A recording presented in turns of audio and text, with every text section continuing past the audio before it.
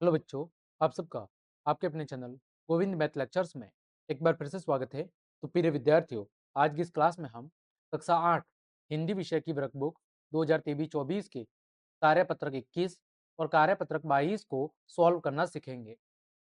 हमने आपकी वर्कबुक की कार्यपत्रक 1 से लेकर 20 तक, इसके अलावा आपकी अंग्रेजी और गणित विषय की वर्कबुक की क्लासेस भी चल रही है। वो सब क्लासेस आप चैनल की प्लेलिस्ट पर जाकर आराम से देख सकते हो। तो चलिए क्लास हम शुरू करते हैं। देखिए, यहाँ पर हम सीखेंगे व्यवहारिक व्याकरण, यानी संबंध बोधक शब्दों का उपयोग कर पाना। संबंध बोधक शब्द क्या होते हैं? संबंध बोधक शब्द वे होते हैं जो दो संज्ञा या सर्वनाम शब्दों के बीच में संबंध बताते हैं। दो संज्ञा अथवा सर्वनाम शब्दों के बीच में, दो संज्ञा अथवा सर्वनाम शब्दों के बीच क्या करते हैं? संबंध बताते हैं। उन्हें हम क्या कहते हैं? संबंध बोधक शब्द कहते हैं। देखो, पहला प्रश्न है, रिक्त स्थानों में उचित संबंध बोधक लिखकर वाक्य को पूरा कीजिए। पहला प्रश्न है, छत खाली जगह मुर्गा बैठा है। तो हम क्या लिख देंगे कि छत के ऊपर, छत के ऊपर क्या है? मुर्गा बैठा है।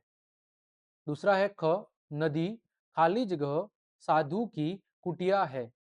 तुम कहेंगे कि नदी के किनारे, नदी के किनारे साधु की क्या है? कुटिया है। ग है, मोहनी अपने भाई खाली जगह स्कूल जाती है। तो क्या हो जाएगा इधर? के संग। मोहनी अपने भाई के संग यानी कि साथ में कहा जाती है? स्कूल जाती है। ग मुझे सेब खाली जगह आम अधिक पसंद है। तो मुझे सेब की अपेक्षा, सेब की अपेक्षा जो आम है वो क्या है? वो अधिक पसंद है। ठीक है, आगे देखो, दूसरा प्रश्न है आपका, दो वाक्यों को जोड़कर वाक्य बनाइए। पहला है, गोलू थक गया था, खाली जगह सॉरी वह सो गया है। तो यहाँ पर हम क्या लिखेंगे कि गोलू थक गया था, इसलिए वह क्या हो गया है? इसलिए वह सो गया है। गोलू थक गया था, इसलिए वह क्या हो गया है? सो गया है। तो यहाँ पर हम क्या लिखेंगे? गोलू थक गया था, थक गया था, इसलिए वह सो गया है। गोलू थक गया था, इसलिए वह सो गया है। है, यह हिंदी की पुस्तक है, मुझे यह पसंद है। तो यहाँ पर हम क्या करेंगे कि यह हिंदी की पुस्तक है और मुझे यह पसंद है। यह हिंदी की पुस्तक है और मुझे यह पसंद है। यह हिंदी की पुस्तक है और मुझे यह पसंद है। ग वह बहुत तेज चली, वह घर जल्दी पहुंची। तो हम क्या लिख देंगे कि वह बहुत तेज चली, इसलिए वह घर जल्दी पहुंची। वह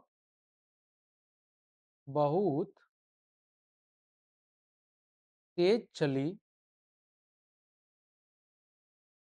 इसलिए वह घर जल्दी पहुंची।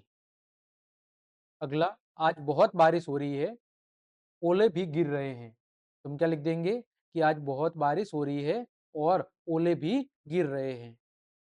आज बहुत क्या हो रही है? बहुत बारिश हो रही है और ओले भी, ओले भी गिर रहे हैं। ठीक है, आगे प्रश्न संख्या 3, दिए गए खाली स्थानों में उचित अवयव शब्द लिखकर वाक्य को क्या करना है? पूरा करना है। अब देखो, अवयव शब्द क्या होते हैं? अवयव, अ उपसर्ग का मतलब क्या होता है? नहीं। ठीक है, व्यय का मतलब खर्च या नष्ट, यानी ऐसे शब्द जिन पर क्रिया, कर्ता, काल आदि का कुछ भी प्रभाव नहीं पड़ता है। वो कैसे होते हैं? अव्यव। यानी वाक्य में आप उनको कहीं पर भी प्रयुक्त कर दो, उन पर वाक्य के कर्ता, कर्म, संज्ञा, सर्वनाम, विशेषण जो भी शब्द है, उनका कोई प्रभाव उन पर नहीं पड़ता है। देखो पहला, श्रुति। श्रुति और श्रुति और नेहा पढ़ रही है। परिश्रम से पढ़ाई करो ताकि ताकि परीक्षा में सफल हो सकूं। ग, राम तो आया लेकिन श्याम नहीं आया। राम तो आया लेकिन श्याम नहीं आया। यहाँ पर क्या है? लेकिन। फिर जब सर्दी पड़ती है तब क्या पहनते हैं हम? तब हम गर्म कपड़े पहनते हैं। आगे देखो चौथा, वाक्यों में दिए गए संबंध बोधक शब्द को चाट कर लिखिए। जैसे प्यास के मारे बुरा हाल है, तो यहाँ पर कौन सा शब्द है? के मारे। संबंध बोधक शब्द कौन सा है? के मारे। इसी तरह मेरा घर मंदिर के पास है, तो यहाँ पर कौन सा शब्द है? के पास। फिर मैं गोपाल के बिना नहीं जाऊंगा, तो यहाँ पर कौन सा शब्द है? के बिना। फिर वासु के आगे मैं खड़ा हूं, तो यहाँ पर क्या होगा? के आगे। कौन सा शब्द होगा? के आगे। फिर यह पत्र मीरा के द्वारा लिखा गया, तो यहाँ पर क्या होगा? के द्वारा। ठीक, आगे बढ़ते हैं। कार्यपत्रक 22, लेखन की विभिन्न विधाओं का प्रयोग कर पाना यहाँ पर हम सीखेंगे। आपके सामने एक कविता दी गई है कि वह हंस दिया। ठीक है, पहले कहानी दी हुई है और फिर उसी पर आधारित क्या दिया हुआ है? कविता दी हुई है। तो देखो कहानी क्या है कि हिरण का बच्चा दौड़ रहा था, वह खरगोश से आगे था, वह हाथी से भी आगे था, वह नाला फांद गया, खंडहर भी पार कर गया। मैदान में पत्थर पड़ा था, ठोकर लगी तो गिर पड़ा, पैर में चोट लगने से रोने लगा। बंदर ने पैर सहलाया, वह चुप न हुआ। भालू दादा ने गोद में उठाया, वह चुप न हुआ। माँ आई, वह बोली चलो पत्थर की पिटाई करते हैं। हिरण का बच्चा बोला नहीं, उसे मत मारना, वह भी रोने लगेगा। माँ माँ हंसने लगी, खरगोश हंसने लगा, सब हंसने लगे। ठीक है, ऊपर लिखी कहानी को कविता के रूप में लिखिए। यहाँ पर जो ऊपर आपकी कहानी दी गई है, उसको हमें कविता के रूप में पूरा लिख के बताना है। जैसे दौड़ रहा था हिरण का बच्चा, अच्छा अच्छा मन का सच्चा, भाग रहा था खरगोश से आगे, और वह था। और लिखेंगे और वह था हाथी से आगे, और वह था हाथी से आगे। ठीक है, आगे क्या लिखेंगे? नाला पार कर गया खंडहर पार। नाला पार कर गया, नाला पार कर गया खंडहर पार। पहले नाले को पार किया और उसके बाद किसको पार किया? खंडहर को पार कर दिया। ठीक है, पत्थर पड़ा था लगी ठोकर। पत्थर पड़ा था लगी ठोकर। ठीक है, लगी चोट तो रोने लगा। लगी चोट तो रोने लगा। लगी चोट तो रोने लगा।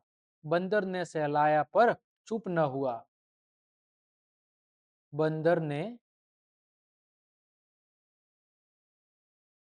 सहलाया पर चुप ना हुआ। बंदर ने सहलाया पर चुप ना हुआ। चुप ना हुआ। फिर आए भालू दादा। फिर आए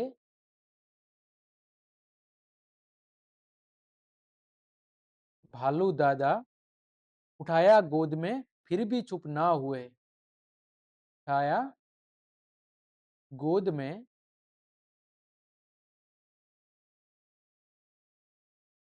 फिर भी चुप ना हुए। फिर भी चुप ना हुए। ठीक है, आगे क्या लिखेंगे? आगे लिखेंगे फिर बोली माँ।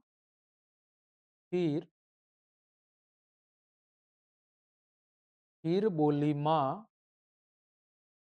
चलो पत्थर की पिटाई करे। चलो पत्थर की चलो पत्थर की क्या करे, पिटाई करे। तो बच्चा बोला, ना ना ना। तो तो बच्चा बोला, ना ना ना, ना ना ना।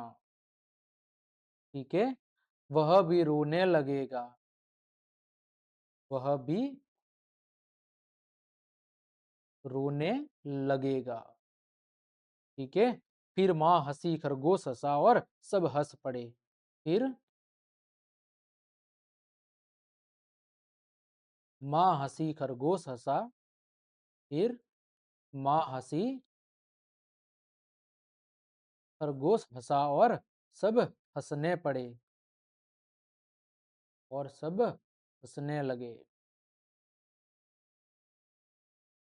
ठीक है, तो इस तरह हमने आपके कार्यपत्रक 21 और कार्यपत्रक 22 दोनों के सभी प्रश्नों के उत्तर बहुत अच्छे से जान लिए हैं। उम्मीद करता हूं सभी प्रश्नों के उत्तर आपको अच्छे समझ में आए होंगे। तो क्लास देखने के लिए आप सभी का धन्यवाद। यदि आपको मेरी क्लास और मेहनत पसंद आई है तो फिर लाइक, कमेंट, शेयर और सब्सक्राइब जरूर करें। आज के लिए इतना ही। जय हिंद, जय भारत।